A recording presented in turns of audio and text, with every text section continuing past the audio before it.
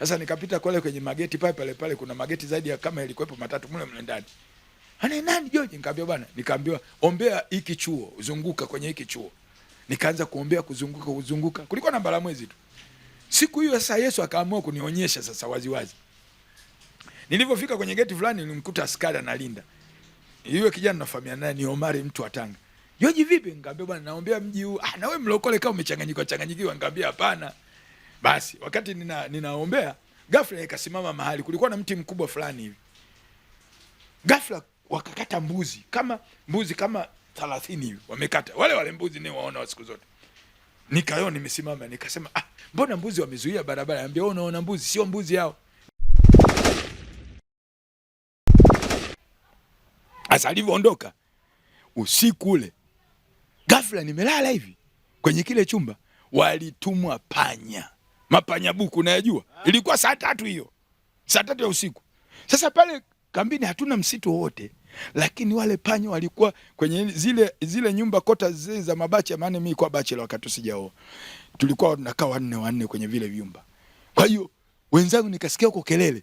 Bwana panya wamejaa huko bwana. Busha kwenye mavyumba, kwenye neti, kwenye nini. Sasa wakija huko kwangu na mimi naona wanapita tu. Mapanya buku makubwa. Tukashangaa panya gani? Wametoka wapi? Mbona hapa hakuna msitu? Sasa mimi nilivyotulia hivi, nasikia sauti ya Yesu inaniambia, "Hao sio panya wa kawaida. Unakumbuka vita hii ilikuwa ni kama ile vita ya Farao, wachao wa Misri na Farao." Mimi nilikuwa sijasoma lakini naambiwa. Hizo vita hiyo nilikuwa sijasoma Biblia, lakini naambia hii ni vita kama ile ya Misri ya Farao na kina Musa waliofanya uchawi. Kwa hiyo hao wachao ndio wametuma hao panya, lakini nataka nikuonyeshe kitu kinachofanyika juu ya hao panya. Hao panya sio wa kawaida, ni mapepo. Yaani hao wanyama wanaweza kanuiziwa. Unaowaona hao wanyama wa kawaida hao wanaweza kanuiziwa akaenda kufanya uharibifu fulani maeneo fulani. Wewe ukamwona kama panya, ukamwona kama paka, lakini anatumiwa kichawi. Yaani shetani huwa anaingia mle ndani na kufanya uharibifu. Basi waliwanuizia wale. Kwa hiyo walivyokuja pale kutuogopesha tu. Kilichotokea nikasema haya panya inakuja, naambia ngoja nikuonyeshe. Panya mmoja alikuwa, sasa wako wengi wanahangaika huko. Wale jamaa wakatoka kule, wale walikuwa hawajaokoka. George vipi huko kwako? Nikamwambia wako huko na huko panya. Sasa wanaogopa. Mimi sasa nimetulia kimya, wao wanahangaika kuwapiga, hawapigiki. Panya mmoja, kulikuwa na ubao mle ndani nimeanika nguo za ndani. Akaniambia nataka nikuonyeshe siri hawa panya au wanyama wanavyotumika kichawi. Panya mmoja akapanda kwenye ule ubao, akaenda mpaka kwenye kamba nilipoanika zile nguo za ndani. Alafu ile panya akang'ata. Yaani kwenye mdomo wake akauma ile nguo ya ndani. Akaanza kuivuta. Nikauliza Yesu nini? Anambia nataka nikuonyeshe. Huyo panya si unamwona anavyochukua hiyo nguo? Anapochukua hiyo nguo akitumwa na mganga au na mchawi kutaka kufanya chochote, kwa mfano kupandikiza magonjwa, kuvunja ndoa, kuharibu maisha ya mtu, akichukua ile nguo anaruka nayo kichawi. Anaenda nayo mpaka kwa mganga. Unaona? Akienda nayo kwa mganga kama akiamua kufunga kizazi anafunga, kama kufunga kazi, kuharibu ndoa, kufarakanisha ndoa, ndio anavyofanya. Anaambia ndio maana kuna magonjwa mengine yanapandikizwa na wao. Unashangaa ndani ya nyumba watu wamekuwa waaminifu, mume na mke, lakini umeniletea ugonjwa kisonono. Wa nini kaswende?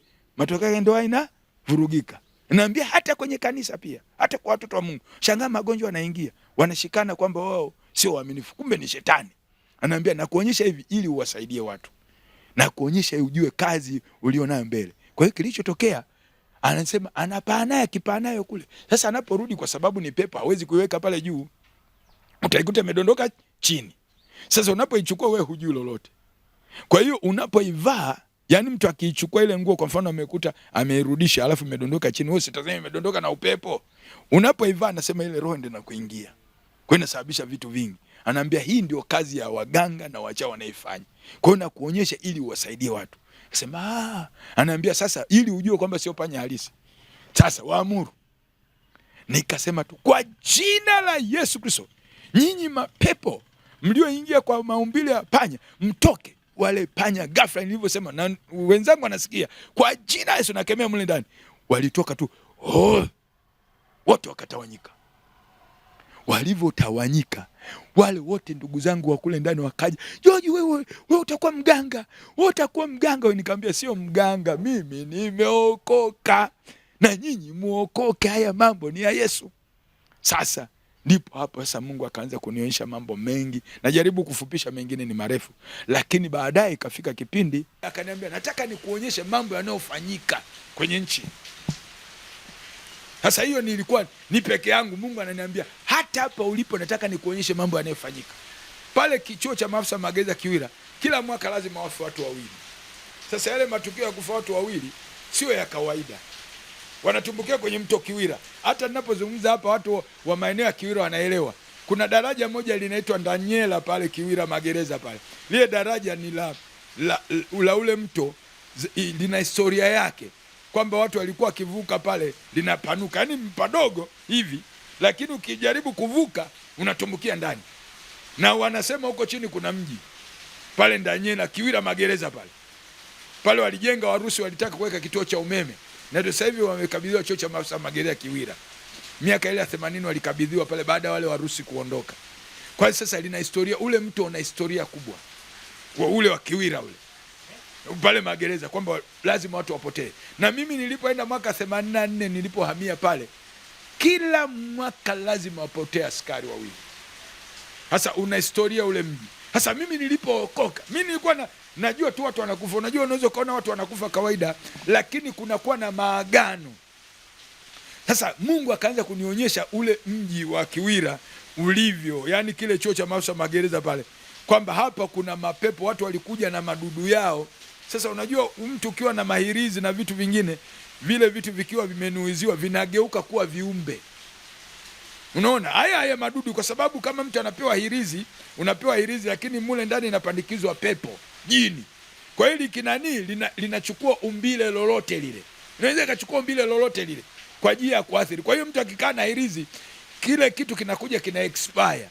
Yaani ile nguvu ina expire, sasa inakuja sasa kuja kuleta athari. Ndio maana mtu akikaa na hirizi, matokeo baadaye inaanza kumwathiri, kumletea shida. Sasa hiyo nilifundishwa na Roho Mtakatifu. Anaambia sasa hao watu walikuwa na hivyo vitu, mahirizi na nini, kwa sababu kile chuo kinachukua watu Tanzania nzima, askari Tanzania nzima kwa ajili ya kutrain, kufundisha kuwa askari. Kwa hiyo watu wanapokuja na madudu yao mkoa wa Shinyanga, wapi, yani Tanzania nzima, ina maana kila mtu anakuja na kinga yake. Sasa vingine vikowashinda wanavitupa, ndio vinageuka sasa kuwa mapepo, mashetani. Kwa hiyo Mungu akaniambia, ndio maana haya mashetani ndio anayeingiza watu huku kwenye mto, yanazamisha, anataka kafara. Unaona? Kwa hiyo hayo madudu kwa sababu yako hapa yamejaa. Ananiambia hapa kuna mapepo aina mbalimbali. Akanionyesha, ananiambia unaona, kwa sababu pale kulikuwa na mbuzi. Wale mbuzi wakikuta mboga iko jikoni inachemka, chuo cha maafisa magereza ninavyozungumza hivi, wanayejua chuo cha maafisa magereza wanaelewa. Mbuzi wale walikuwa, mimi nilikuwa na washangata mimi kabla sijaokoka. Yaani mbuzi anaweza, unakuta chungu nyama imebandikwa jikoni na jiko la mkaa liko pale, mbuzi anakuja na pembe yake ananyanyua, alafu anakula mboga ya moto. Mbuzi wa kawaida huyu ndio waliokuwepo chuo cha maafisa magereza Kiwira. Sasa hao mbuzi sio wa kawaida. Yaani mbuzi, wewe chungu cha moto, hata mwanadamu wa kawaida tu uchukue mboga ya moto, wakati mwingine anapindua sufuria alafu anakula, au anachomoa nyama mule, anachomoa nini, nyama kwenye chungu cha. Na ndio mbuzi waliokuwa wamesambaa, au mbuzi walikuwa wengi. Na ndio maana unaweza kuona hata kwenye mji mbuzi wanatembea hawana wenyewe. Yale ni mapepo yamewashinda huko wenyewe. Na ndio maana unaweza kushangaa mbuzi wanazaliana, wanafanya chochote, lakini huwezi kuchukua kuchinja. Unaona? Sasa ndio waliokuepo Kiwira. Anaambia unaona hao mbuzi, ndio akaanza kunipa historia. Mbuzi gani wakula mboga, wakufunua wali. Watu wakawa wanasikitika, jamani mbuzi hao ajabu. Chuo cha maafisa magereza Kiwira. Anaambia ndio maana kuonyesha huu mji, nimekuokoa kukuweka hapa. Kwanza kukuonyesha mji na Tanzania pia nitakuonyesha ilivyo. Sasa alikuwa ananisemesha, ananiambia usione hivi, nitakuonyesha vitu vya ajabu. Mimi nimeviona vitu vingi sana. Unaweza kupishana na mtu hivi, lakini sio mtu. Na hayo nimekutana naye. Ya unaweza kumwona mtu hivi yuko hata benki, unamwona mtu lakini sio mtu. Wamepandikizwa kabisa maagenti wa shetani. Na wako wengi. Sasa hii kama hauko rohoni huwezi kujua. Sasa hiyo nikiwa mchanga. Sasa akaniambia nitakuonyesha. Ananiambia sasa hapo una kazi ya maombi. Sasa Mungu alichokifanya, cha kwanza nikawa sijisikii kula chakula. Yaani nikila wali natapika, nikila ugali natapika. Nikaenda hospitali kupima, Wananiambia George humwi, wakanipa vitamini B complex hiyo vya kuleta hamu ya kula. Ananiambia si hatuoni ugonjwa. Lakini chakula sili. Kumbe nilikuwa nimefungishwa. Yaani Yesu aliamua kunifungisha. Sasa nilikuja kuelewa baadaye. Sasa ile wiki ya kwanza na kunywa maji tu. Nilichokuwa napenda zaidi ni mtori, yani viazi vilivyokorogwa na kunywa kama uji na ndizi zilizokorogwa. Sasa nikienda kwa mchungaji naye bwana hayo angalia ni mapepo. Unajua wakati mwingine ukiona ngavuga sana hata mimi kwa sijelea, ukiwaambia wapendwa wengine sema hizo ni roho zingine za mapepo hizo. Mtu gani usiyekula? Lakini kuja kuelewa baadaye Roho Mtakatifu. Basi nikasema sasa kama na mapepo niombee basi, wakaona niwekea mikono. Nikamwambia kemeni basi hayo mapepo jamani ya kuzuia kula hayo. Lakini kumbe Mungu alikuwa ananifundisha kwenye darasa. Kwa hiyo kilichotokea baadaye, wiki ya kwanza, ya pili, ya tatu nikawa nafunguliwa macho sasa. Yaani kuna macho ya ndani ya kiroho. Naonyeshwa vitu vilivyopo pale. Naona wale mbuzi, anambia unaona hao mbuzi? Sio mbuzi halisi. Unaona hao ng'ombe? Sio ng'ombe halisi. Unaona hao wanadamu? Sio wanadamu halisi. Naonyesha ule mji, anambia hawa ndio wanachukua watu. Na hivi vitu viko sio tu hapa, ni Tanzania. Mnapishana nao, mnakaa nao maofisini, wanafanya vitu, lakini sio wanadamu, sio wanyama, ni vitu viumbe. Shetani amesambaza, ndio vinavyoharibu jamii. Sasa nimekutuma kukuonyesha kwa makusudi. Nikasema okay. Sasa siku moja usiku nikaamshwa saa 8. Ambia amka. Sasa nikapita kwenye mageti pale kuna mageti zaidi ya kama ilikuwepo 3 mle ndani. Nani George? Nikamwambia bwana, nikaambiwa ombea hiki chuo, zunguka kwenye hiki chuo. Nikaanza kuombea kuzunguka. Kulikuwa na Mbalamwezi tu. Siku hiyo sasa Yesu akaamua kunionyesha sasa waziwazi. Nilipofika kwenye geti fulani nilimkuta askari analinda. Yule kijana nafahamiana naye ni Omari, mtu wa Tanga. George vipi? Nikamwambia bwana naombea mji huu. Na wewe mlokole kama umechanganyikiwa. Nikamwambia hapana. Basi wakati ninaombea ghafla ikasimama mahali kulikuwa na mti mkubwa fulani hivi. Ghafla wakakata mbuzi kama 30 hivi wamekata. Wale mbuzi ni waona siku zote. Nikaona nimesimama nikasema mbona mbuzi wamezuia barabara? Anambia wewe unaona mbuzi? Sio mbuzi hao. Nikamwita yule askari. Kaambia wewe unaona nini hao? Sema si mbuzi hao wamekaa hapo. Hao ni samba. Ananiambia sio mbuzi hao, hayo ni majini. Nikamwambia wewe Omari, wao ni majini wamebeba tu maumbile ya mbuzi. Nikamwambia ili uamini, ngoja nitaomba. Sema nitaomba namna gani? Nikamwambia kama mbuzi halisi watabakia hivyo hivyo, lakini kama ni majini nitaamuru yajiongeze, yawe na maumbile makubwa kama ni majini. Basi nikasema kwa jina la Yesu natamka hivi, nisikufumba macho. Nikamwambia fumba macho, akakataa. Nikamwambia basi usifumbe macho. Ananiambia hata sifumbe. Kwa jina la Yesu naamuru nyinyi kama ni mbuzi halisi mbakie kawaida, lakini kama sio mbuzi halisi muongezeke, mfike kimo kama cha ng'ombe au tembo. Nataka nikwambie ndugu mtangazaji, hata kwa macho yangu mimi ninabaki na shangaa. Waliongezeka wale wakawa mang'ombe mengine kama matembo hivi. Yule kijana akatetemeka na bunduki yake ananifuata hivi. Na mimi ndio naona kwa mara ya kwanza. Ananiambia Joji, unaona hii nchi ilivyo? Ndio mambo yanayofanyika. Nikasema nini? Na mimi nikaanza kutetemeka, nimeomba mwenyewe. Lakini sasa naona physically waziwazi yameongezeka kama mang'ombe. Yameganda tu hivi, nikawagandisha wagande hapo wakaganda tu hivi. Hayatembea hayafanyi chochote. Yule kijana Omari na bunduki yake akasema, Joji ni nini? Hao unataka kuwa mganga? Nikamwambia hapana, mimi nimeokoka. Haya ni mapepo wachawi, wametupa vitu ndio vimegeuka, ndio anayekula mboga, anayekula kila kitu ndio haya. Sasa nikasema nifanyeje? Nikamwambia tupite katikati. Nilipopita katikati yakawa natupisha yale madudu yamekaa hivi kama ng'ombe bila kuoga. Bila woga. Sasa si nguvu ile, nilivikwa nguvu ile. Ile nguvu sasa ile. Kwa sababu kwanza wiki 3 zile za maombi ya kufunga, nimefunikwa ile nguvu. Nikamwambia pita katikati. Nikamwambia wote ndio anasema wakudhuru. Nikapita wakanipisha. Nikakaa pembeni. Nimekaa kama hapa na pale. Ananiambia sasa, ili ujue kwamba sio ng'ombe halisi, sio mbuzi halisi, kemea waamuru waende mlimani. Nikaambiwa mimi niliamuru, mapepo yakaingia kwa nguruwe yakawarusha mtoni. Nasikia sauti. Unaona? Ndio nikasema, nikaambia Omari fumba macho. Ngambia sifumbi macho. Nikasema nyinyi mapepo mliojigeuza kwa mang'ombe au kama tembo, nikaamuru mwende kwenye mlima ule. Ghafla tu wakafyatuka pale wote, wakaenda kwenye mlima pale. Anaambia haya ndio mambo yanayofanyika duniani, wachawi wanayefanya, na haya mambo sio hapa, ni Tanzania nzima. Kwa hiyo mnyama anaweza akanuiziwa akafanya chochote na watu bila kujua. Ambia nitakuonyesha mambo mengi. Sasa ndio pale baadaye ndio Mungu akaanza kunifunulia vitu vingi, nikawa naingizwa kwenye maombi, naendelea maombi, ndio nikaanza kupewa kazi hiyo kwamba utakuwa unafanya kazi ya kuhubiri na kupanda makanisa. Nikasema namna gani? Ambia hata hii kazi itabidi uiache. Ilivyofika baada ya mwezi mmoja, naambia andika barua ya kuresign, kuacha kazi. Ilikuwa ngumu kwa sababu wazazi wananitegemea kila kitu nini. Anaambia George, ni mimi ndio niliyesababisha mpaka wewe ukapata hii kazi. Unajua wakati unajuaga ni elimu na ufahamu wetu, lakini ni Mungu. Baadaye nikaandika barua. Nilivyoandika barua kwenda kwa mkuu wa jeshi pale, akakataa kwa sababu nilikuwa naandaliwa kuwa kiongozi. Na wakati huo ninaandika barua, nikapandishwa nisomee cheo usajenti. La pili, kulikuwa na nafasi tumependekezwa kwenda Korea kusoma miezi 6. Unaona, ya kusomea muziki, kwa sababu nilikuwa na diploma ya muziki, Kwa hiyo nataka kwenda kupata elimu angalau miezi 6 crash program Korea. Na wakati huo miaka ya 90 kurudi nyuma kwenda nje ilikuwa ni lulu. Na ukumbuka wakati huo kulikuwa tumetoka kwenye vita ya Uganda, uchumi wa nchi ni mgumu. Kwa hiyo mtu akienda nje ni kama ameukata fulani, amepata kwenda nje ilikuwa ni lulu. Kwamba ukienda nje anaonekana wewe ni mtu ambaye umepata.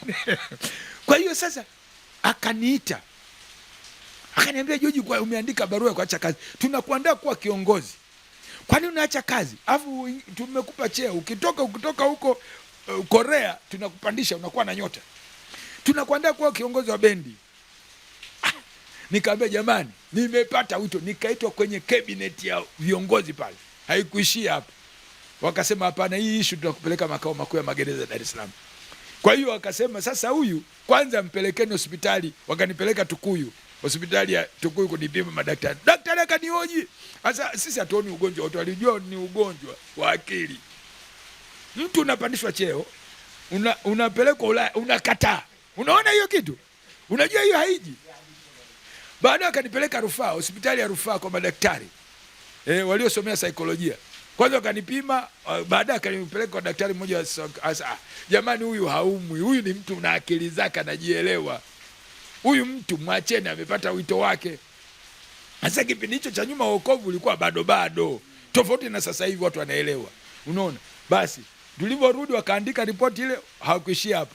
Wakasema tunampeleka makao makuu kwa kamishna mkuu wa magereza. Sasa kwa ndio wakanichagulia sergeant koplo mmoja na sergeant mmoja under escort kama Paulo. Mlindeni huyu. Alafu na jeshini huwa muaminiani. Unajua jeshini muaminiani, unaweza kumta yuko mahali hapa lakini kumbe ana kazi maalum.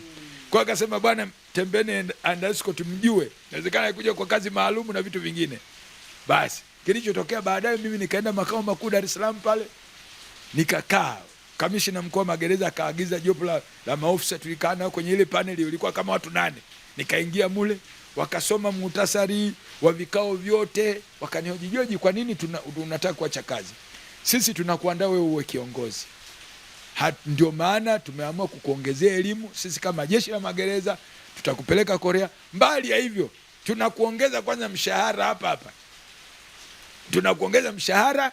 Alafu ukienda ukisoma huo sergeant, baadaye ukienda Korea tunakuongeza vyeo.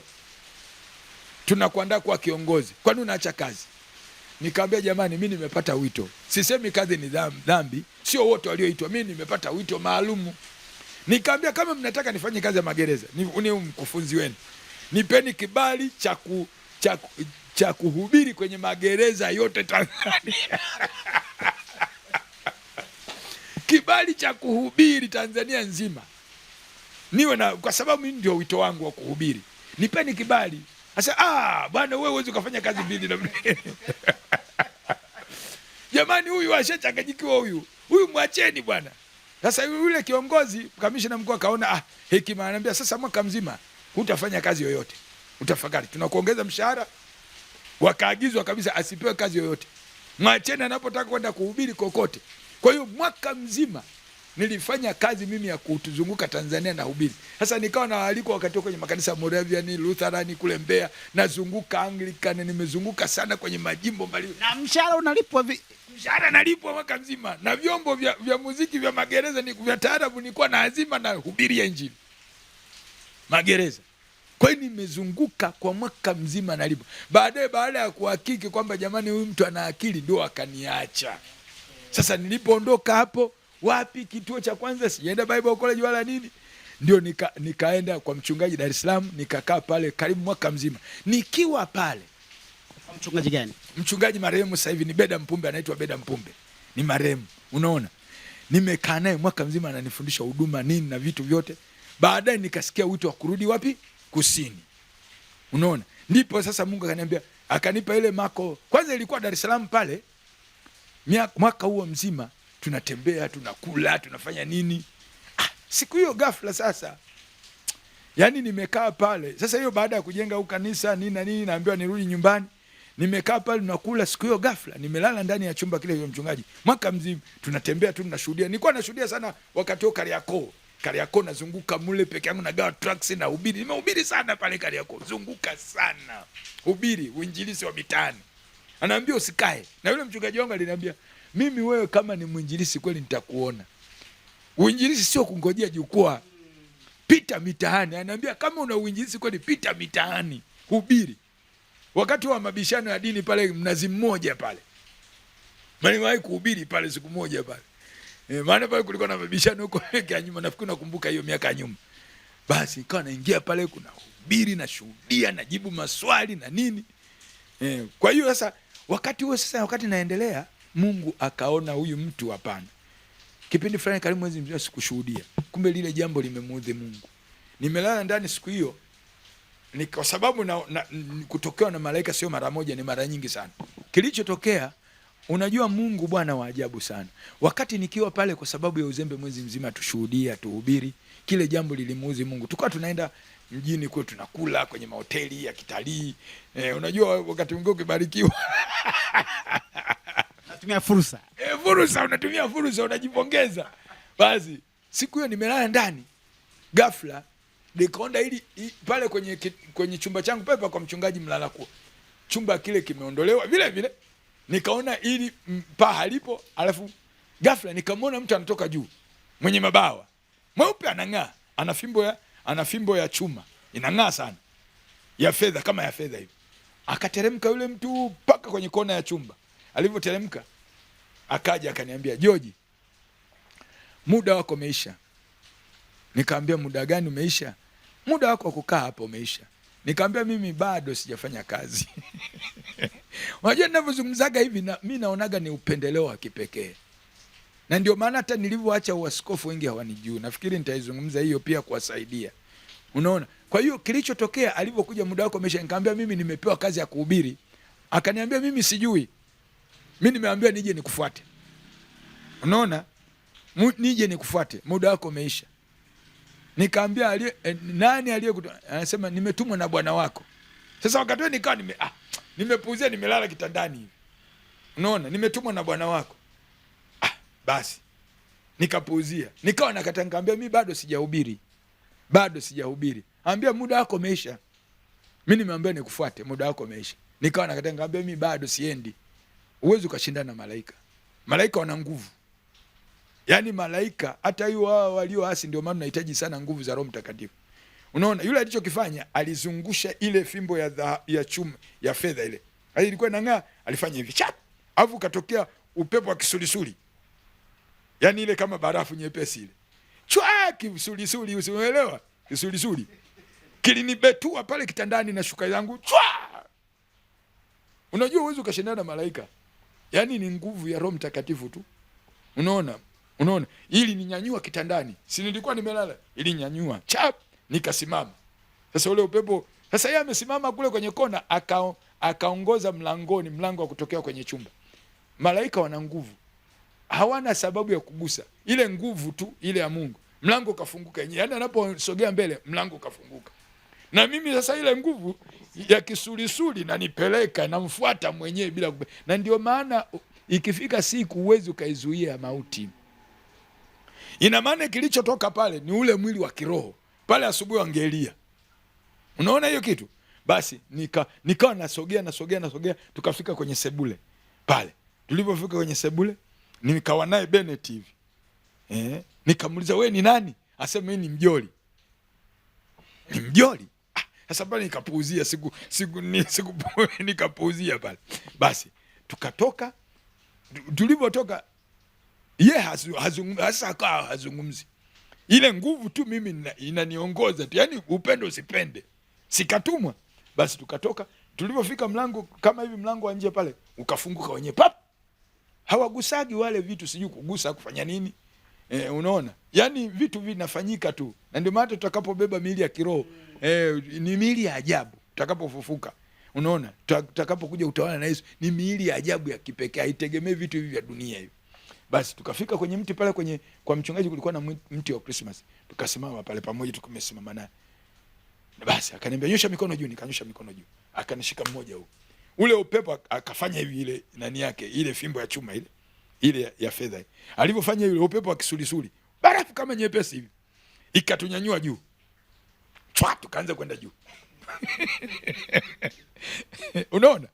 Tukaanza kwenda juu.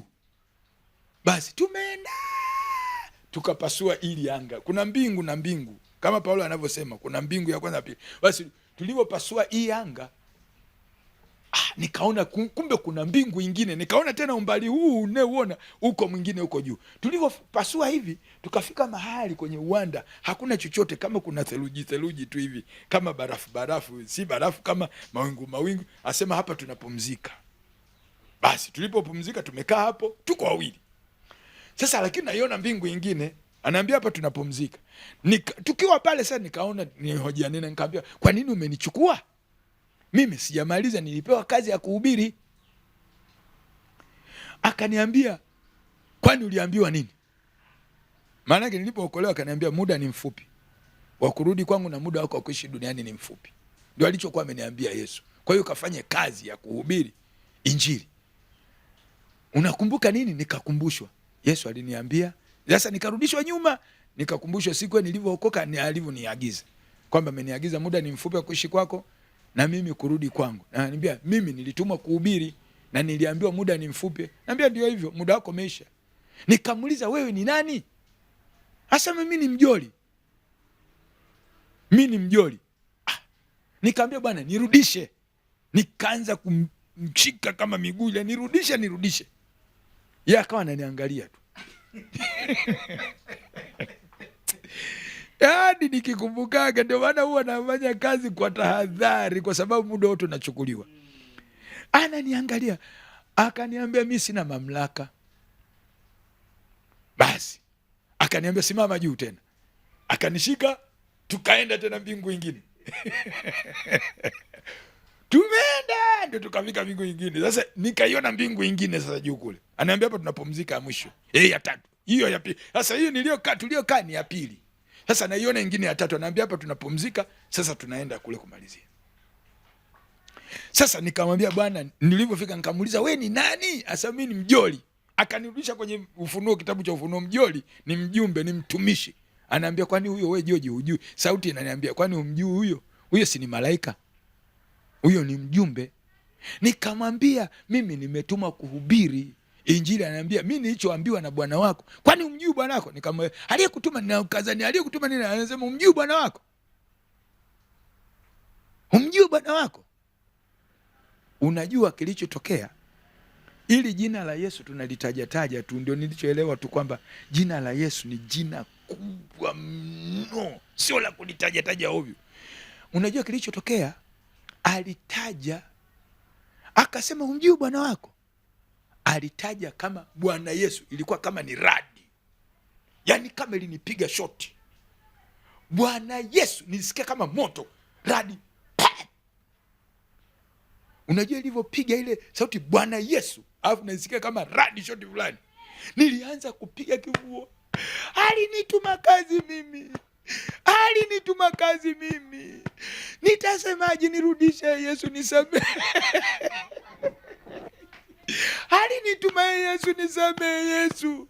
niseme mimi sijafanya kazi, mimi nirudishe Yesu. Yaani na maana hivi nilivyoondoka asubuhi huku wangekuta mzoga. Yaani mtu akiva huku tayari anakuta George mwenyewe ashaondoka. Yaani mtu akishakufa tu anaondoka kwenda huko paradiso.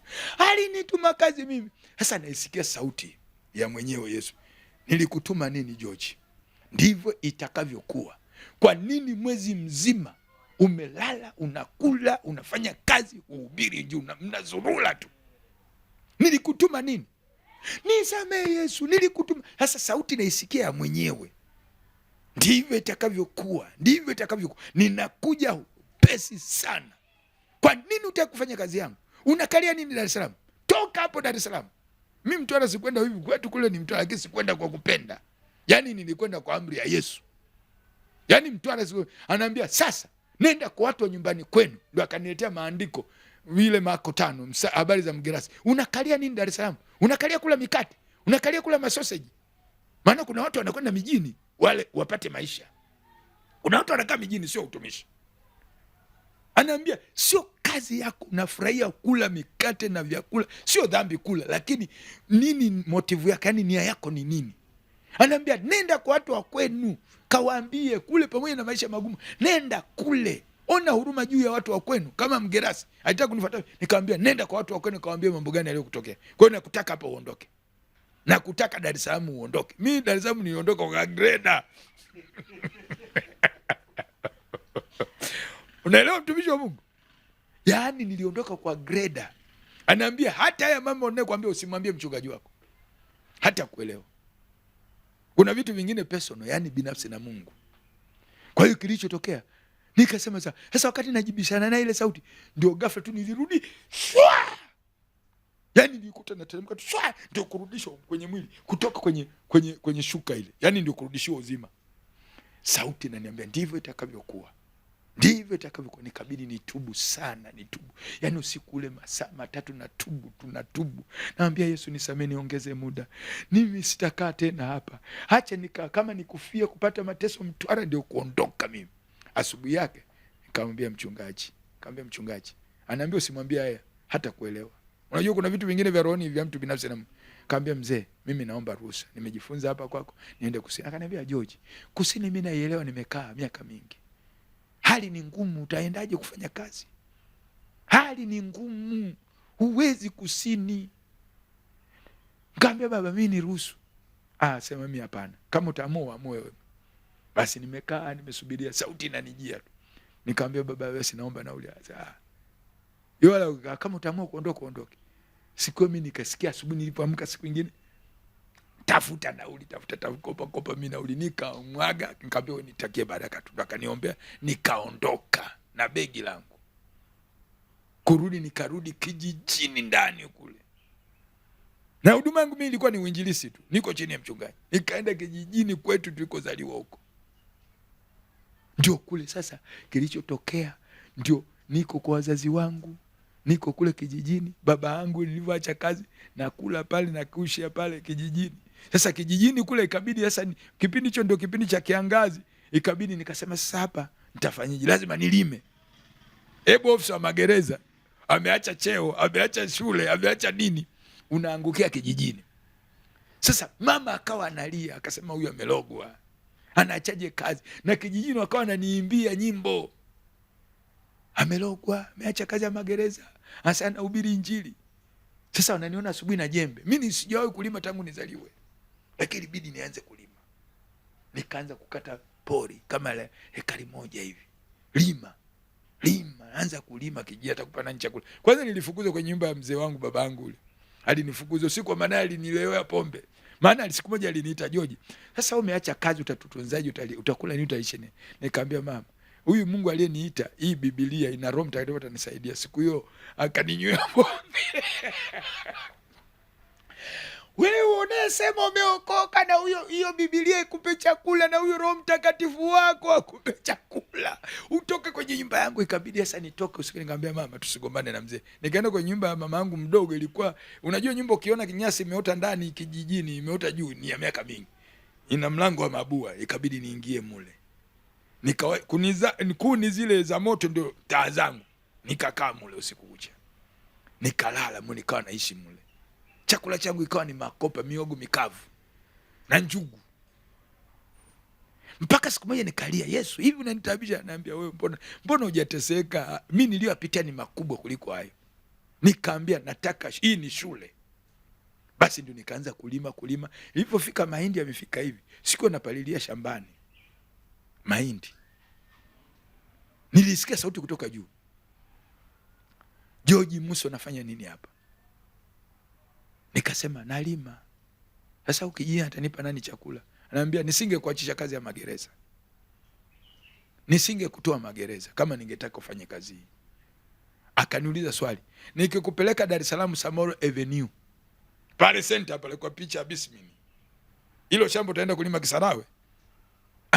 Ananisemesha Yesu, anambia utaenda kulima Kisarawe? Kwa nini utaki kupita kwenye shule yangu? Ananiambia nisingekuachisha kazi ya magereza na kutaka masaa 24. Kuna kazi ambazo nataka nikutume uzifanye. Ndio maana nimekuachisha kazi, nimekuachisha kwenda kusoma Ulaya, nimekuachisha kwenda kufanya chuo.